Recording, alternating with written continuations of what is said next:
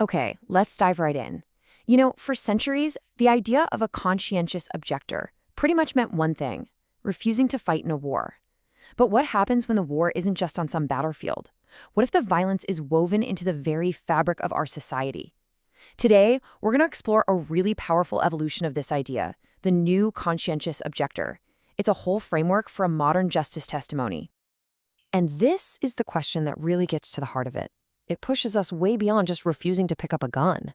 It forces us to ask a much bigger, much more complicated question about our own role in systems that cause harm every single day, far from any declared war zone. So here's the big shift, right? On one hand, you've got the traditional CO who objects to a specific, obvious act, a military conflict. But on the other hand, you've got the new conscientious objector, or the new CO, and they see the violence not as a single event, but as a continuous, interconnected system of harm, capitalist, colonial, the whole shebang. It's a huge leap from objecting to an act to objecting to the entire architecture of violence. Now, it's really important to get this. This isn't about tossing out the past. The NewCO framework is presented as the next logical and really spiritual step in that long Quaker tradition of resistance. It takes the core principle of thou shalt not kill and just expands it, asking a different question instead: what does love require of us, especially when we're faced with systemic injustice? So to really get the solution, we've got to understand the problem first. And according to this framework, we're not dealing with a bunch of separate crises, like climate change over here and racial injustice over there. No, we're facing one single fused crisis.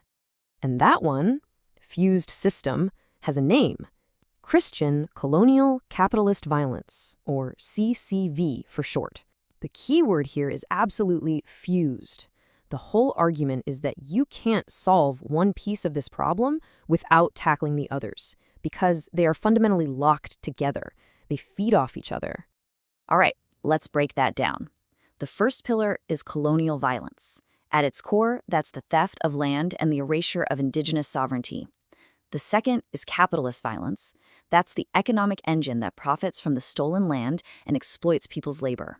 And the third is Christian/state violence. This is the ideology that gives the moral green light for the conquest and the police and prisons that enforce this unequal system. See how they all click together? So if the problem is a fused, tangled-up system, well, the solution can't be some single-issue campaign. It has to be just as integrated.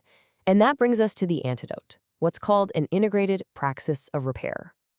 And the logic behind this entire antidote really boils down to this one powerful idea: a symmetrical problem demands a symmetrical solution. It's so simple, but it's a game changer. For every pillar of violence we just identified, the NewCO proposes a direct corresponding act of repair. It's a really elegant and powerful way to think about it.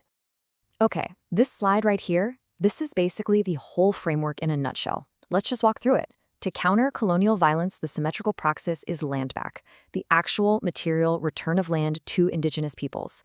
And that becomes a living testimony to integrity. To counter capitalist violence, the praxis is mutual aid, building systems of collective care that exist outside the market, which embodies the testimony of equality. And finally, to counter state violence, the praxis is abolition, divesting from police and prisons to build a world that truly lives up to the testimony of peace. And this is how political action becomes a spiritual practice, what's called a living testimony. Land back is so much more than a policy. It's an act of integrity, of making right a foundational wrong.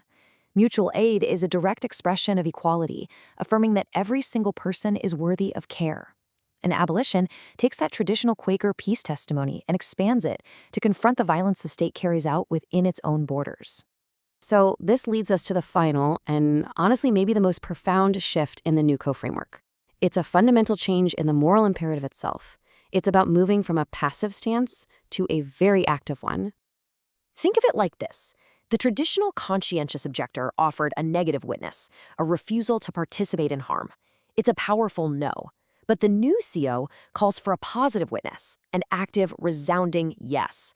It's not enough to just say no to the old world. The real work is to actively build the new one through repair, restitution, and creation.